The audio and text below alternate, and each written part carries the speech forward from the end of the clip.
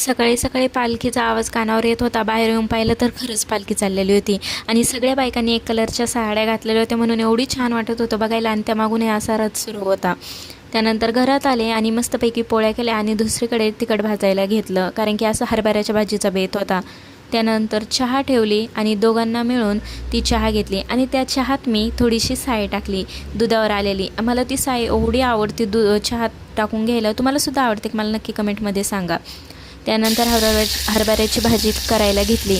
इथे लसूण परतून घेतला आणि मुगाची डाळ 10-15 मिनटं भिजू घालायची आणि ते त्यात टाकायची. त्यानंतर थोडीशी हळद टाकायची आणि ते सर्व परतून घ्यायचं.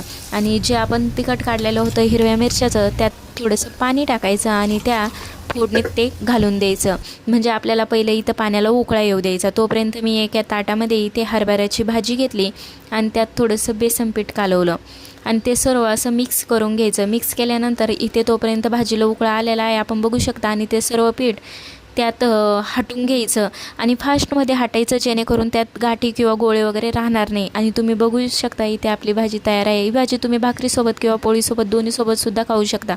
भाकरीसोबत जरा अप्रतिम लागते. त्यानंतर आम्हाला हॉस्पिटलचं काम होतं म्हणून आम्ही इथे रेडी झालो. ओवी आमच्या अगोदर इथं फाईल घेऊन तयार होती. त्यानंतर आम्ही आलो इथे हॉस्पिटलमध्ये. हेडगेवर हॉस्पिटल आहे हे संभाजीनगर येथलं. आणि त्यानंतर तिथे आलो आणि ओवीच्या पप्पांनी गाडी इथे पार्किंगला लावली. त्यानंतर आम्ही गेलो हॉस्पिटलमध्ये, मागच्या बाजूने गेलो. थोडा वेळ तिथं गेलो तर आम्हाला कळलं डॉक्टरच नाही. म्हटलं आलो तसं आमची नुसती चक्कर झाली, कारण की गर्दा पण भरपूर होता आणि डॉक्टर संध्याकाळी 6ला येणार होते. म्हणून आम्ही रिटर्न आलो. येता येता आम्हाला भूक लागली म्हणून रस्त्यात थांबलो. तिथे आम्ही डोसा ऑर्डर केला, प्लेन डोसा ऑर्डर केला, जेणेकरून ओवीलासुद्धा खाता येईल आणि आम्हीसुद्धा एन्जॉय करू शकेल.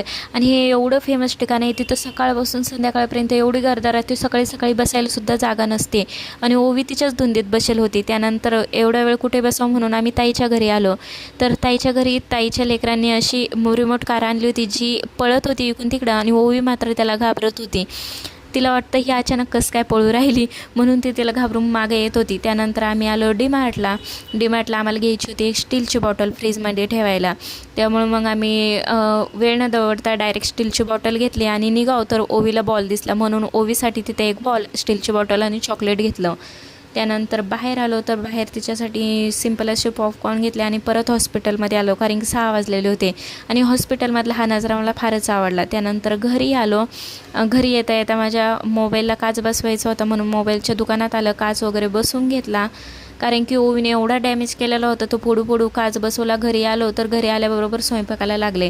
एकीकडे भात शिजायला टाकला आणि दुसरीकडे ओवीच्या पप्पाला भाजी बनवायला घेतली. मला सकाळचीच भाजी आणि पोळ्या होत्या, त्या दोघांना मात्र गरम गरम करून दिल्या.